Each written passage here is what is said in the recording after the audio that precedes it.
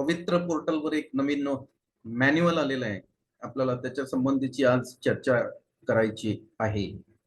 आता हे जे मॅन्युअल आहे, हे मॅन्युअल जेव्हा पवित्र पोर्टलवर मुलाखतीसह जर उमेदवारांनी ऑप्शन स्वीकारला आणि मुलाखतीसह ऑप्शन स्वीकारल्यानंतर जी निवड यादी संस्था चालकांना पाठवल्या जाते, ती निवड यादी एकाच 3 या प्रमाणात असते. म्हणजे एक जर त्यांच्याकडे पोस्ट असेल तर त्याच्यासाठी 3 उमेदवार त्या संबंधित विषयाचे किंवा त्या संबंधित प्रवर्गाचे पाठवल्या जातात.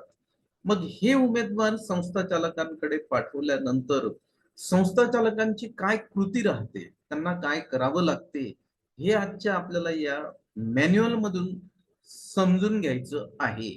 आजचं जे मॅन्युअल आहे हे स्कूल एज्युकेशन अँड स्पोर्ट यांच्याकडनं आलेलं स्कूल एज्युकेशन अँड स्पोर्ट यांच्याकडनं आलेलं मॅन्युअल आहे.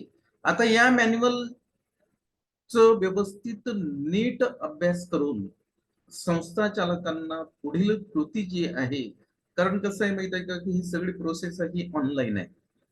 मग जी एका पोस्टसाठी 3 लोकांची 3 उमेदवारांची जी निवड केलेली आहे, ती निवड संस्था चालकांच्या प्रोफाईलला मागणीनुसार जाते. मग ती गेल्यानंतर त्यांना पुन्हा त्यांच्या प्रोफाईलवर लॉग इन करावं लागते. मग लॉग इन करायसाठी त्यांना कोणती कृती करायची आहे, म्हणजे काय करायचं आहे त्यांना नेमकं, हे या मॅन्युअल मधून त्यांना सविस्तर सांगितलेलं आहे. म्हणून याचं नाव असं यांनी दिलेलं आहे, युजर मॅन्युअल फॉर पवित्र संस्था लॉगिंग अप्लिकंट इंटरव्ह्यू स्टेटस. संस्थेला इथं लॉग इन करायचं आहे आणि तिथं अप्लिकंट जे आहेत त्यांच्या इंटरव्ह्यूचं स्टेटस दिसणार आहे त्यांना. तर ते कसं बघायचं, याच्यासाठी याच्यामध्ये पूर्ण माहिती त्यांनी दिलेली आहे. आता हे आपलं होम पेज आहे, तुम्ही पण याच्यावर गेले, याच्यावरून तुम्ही सेल्फ सर्टिफिकेशन केलेलं आहे. संस्था चालकांना सुद्धा इथंच जायचं आहे. ते जर समजा 2017चं असेल तर इथं क्लिक करतील आणि 2022ची जर समजा टीचर रिक्रुटमेंट असेल तर या साईडला राईट साईडला त्यांना क्लिक करावं लागणार आहे. इथं क्लिक केल्यानंतर पुढे काय आहे, पुढे नवीन हे पेज येते.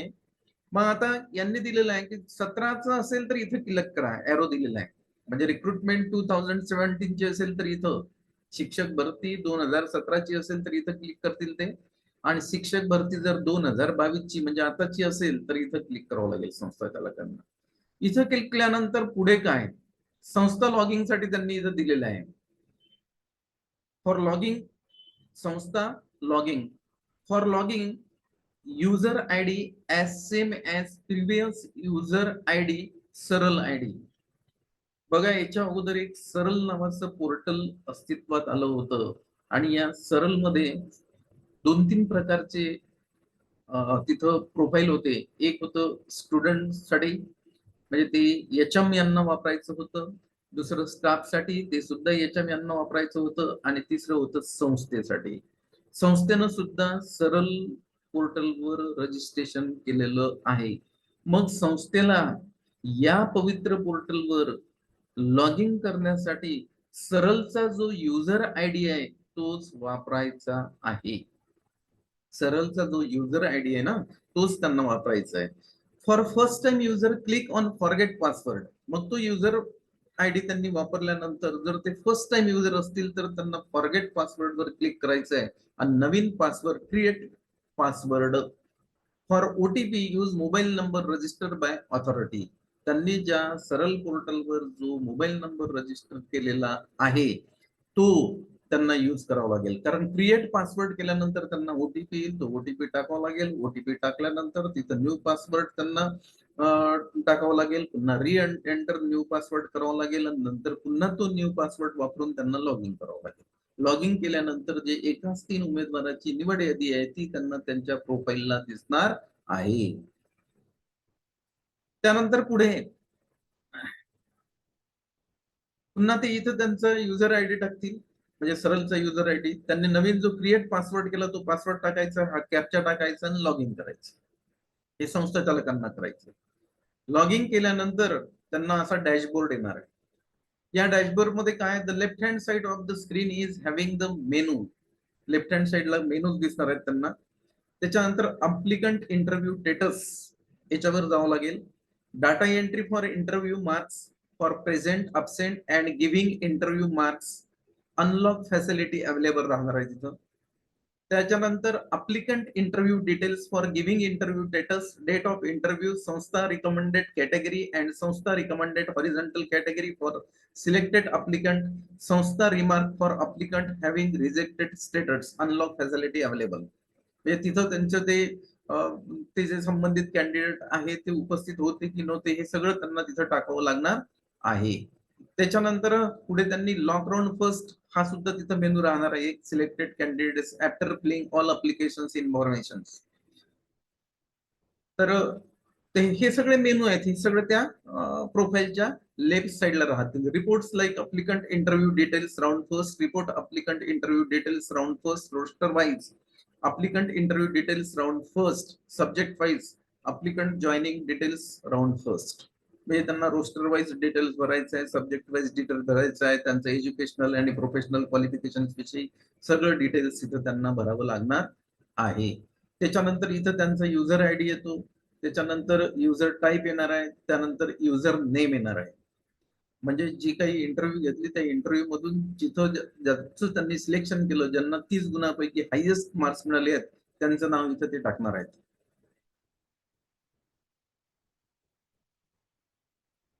पुढे इथं दिलेलं आहे त्यांना इथं लेवल स्वीकारायची आहे. म्हणजे गट कोणता गट आहे, तर इथं प्रायमरी आहे, त्याच्यानंतर इथं आहे सेकंडरी गट आहे, त्याच्यानंतर इथं मीडियम आहे, नंतर पुढे इकडे सिलेक्टेड टाईप आहे, ऍड टाईप आहे, किती पर्सेंट आहे ते 20% आहे, 40% आहे, 60% ग्रँडेड आहे, ते इथं त्यांना पाहावं लागणार आहे.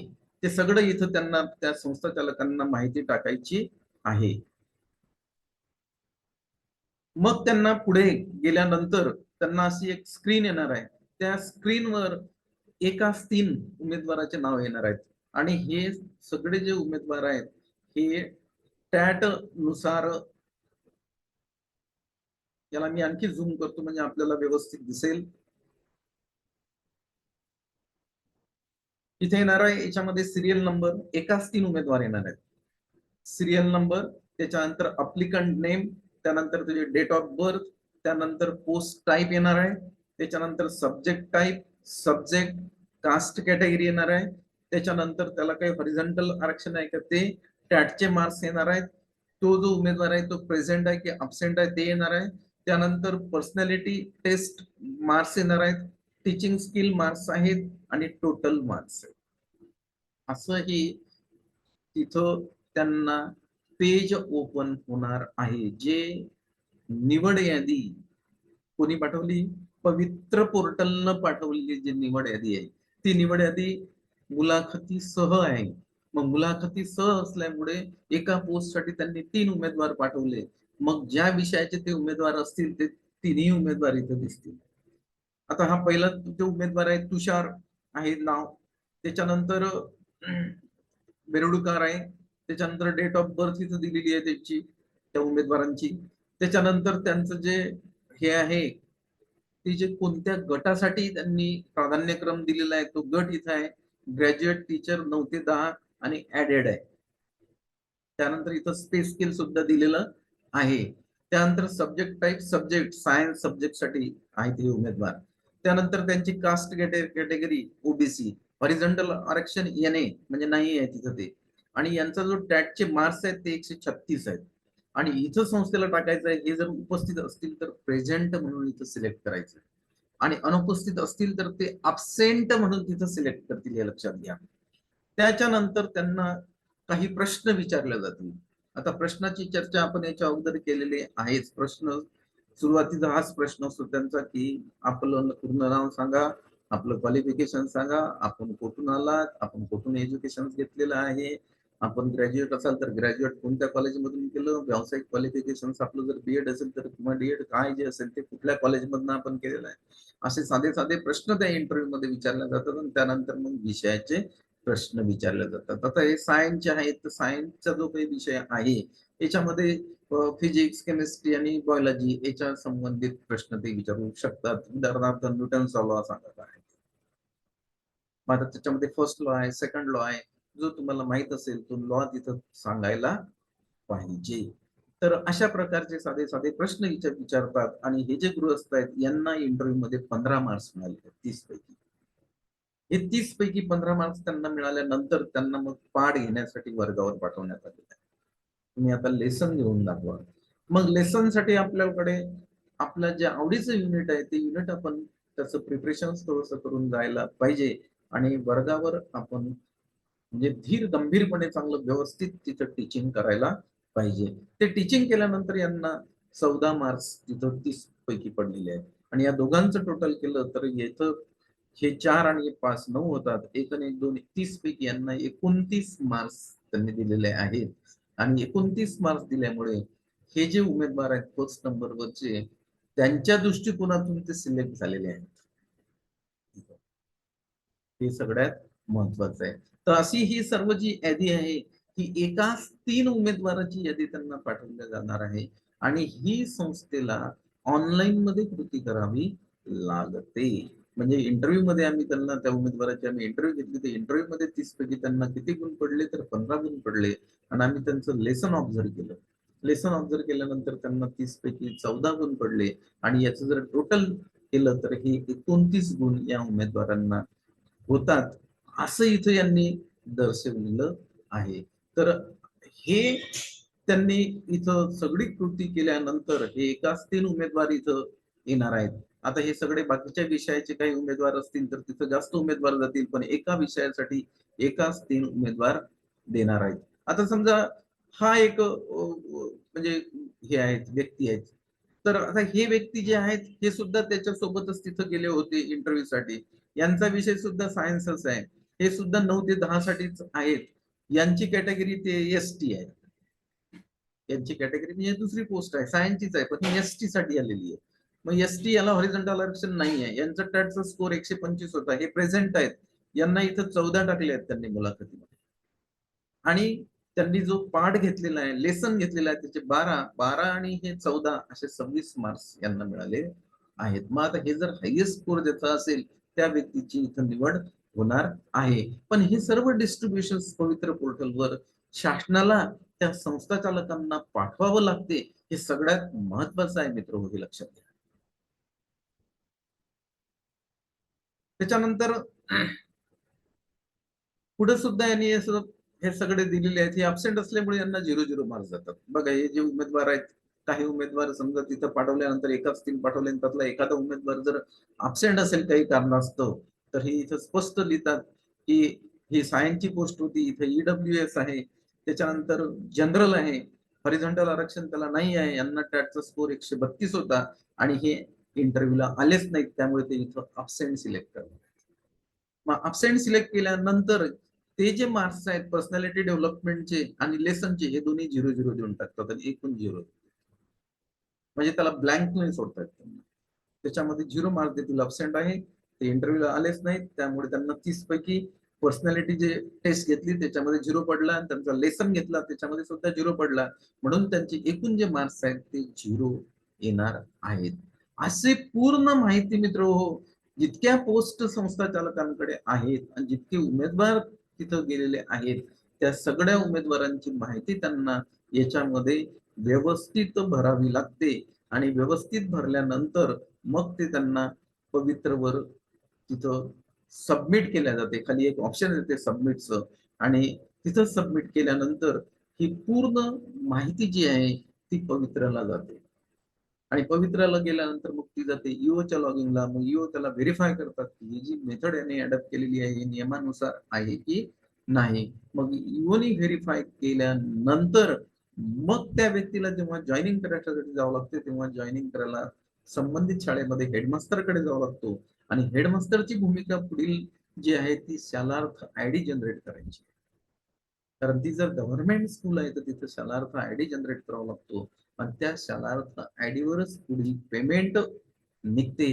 हे सगळ्यात इथं महत्वाचं आहे. तर आजच्या आपल्या या व्हिडिओमध्ये आपण एकाच 3 निवड यादी संस्थेच्या लॉगिन वर गेल्यानंतर संस्थेची भूमिका काय, संस्थेला काय करायचं आहे हे आपण समजून घेतलेलं आहे. फक्त हे पक्क लक्षात आपल्याला ठेवायचं आहे की निवड यादीपर्यंत स्टॅटचे गुण पकडल्या जातात. एकदा निवड यादी संस्थेच्या लॉगिंगला गेल्यानंतर टॅटचे गुण तिथं असतात, पण त्या गुणाचा आपल्या मेरिट मध्ये कुठंच म्हणजे इन्क्लूड होत नाही. ते आपल्या निवड यादीसाठी पुढची निवड यादी जी संस्था निवड करते त्या निवडसाठी टॅटचे गुण पकडल्या जात नाहीत. ती निवड फक्त 30 मार्कावर आहे. ज्या गृहस्थाला ज्या उमेदवाराला 30 पैकी हायेस्ट मार्क्स पडतील त्यांचंच तिथं सिलेक्शन होणार आहे. हे लक्षात आपल्याला घ्यायचं आहे. मग आता याच्यात व्यक्तिनिष्ठता येते काय, काय येते काय, वेगवेगळे तुमचे प्रश्न येतात. तर एक लक्षात घ्यायला पाहिजे, याच्यामध्ये बरेचसे रिस्ट्रिक्शन्स आता आलेले आहेत. अगोदर काय होतं की संस्थाच जाहिरात देऊन टाकायची, संस्थाच मुलाखतीची तारीख ठरवायची, संस्थाच इंटरव्ह्यू घ्यायची. तिथं एवढीही मेरिट लिस्ट नव्हती जशी आता टॅटची मेरिट लिस्ट आहे. कमीत कमी हे 3 लोक अनओळखीत असतील तीनचे तिन्ही, तेव्हा तर एखादा तिथला ओळखीचा असेल, अगोदरच फिक्स होऊन जात होता तो. आता तो तर भाग याच्यामध्ये बराचसा कमी झालेला आहे.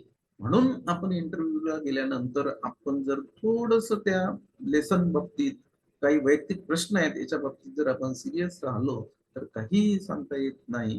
कारण निवड होण्याचे चान्सेस याच्यामध्ये जर तुमचं कौशल्य चांगलं असेल, टीचिंगचं कौशल्य आहे, तुम्ही चांगले इंटरव्ह्यू मध्ये उत्तर दिले तर 99% याच्यामध्ये निवड होण्याचे चान्सेस असतात. 1%च त्याच्यामध्ये एरर असतो. तर तो साहजिक आहे, तेवढा सिस्टीम मध्ये राहतोच. पण टॅटच्या गुणवत्तेनुसार गेल्यामुळे त्यातला कुठलाच व्यक्ती त्यांच्या ओळखीचा नसतोय. अगोदर इंटरव्ह्यूला व्यक्ती जात तो ओळखीचा जात होता. आता हे सगळे अनओळखी तीनचे तिन्ही असतात, कारण ऍज पर मेरिट लिस्ट न पाठवलेले आहेत. हे इथं सगळ्यात महत्वाचं आहे. पण त्यांच्या हाती जे 30 गुण दिलेले आहेत त्या 30 गुणावरच नियुक्ती होते, हेही सुद्धा महत्वाचं, कारण तिथं टॅटचे गुण विचारात घेतल्या जात नाहीत.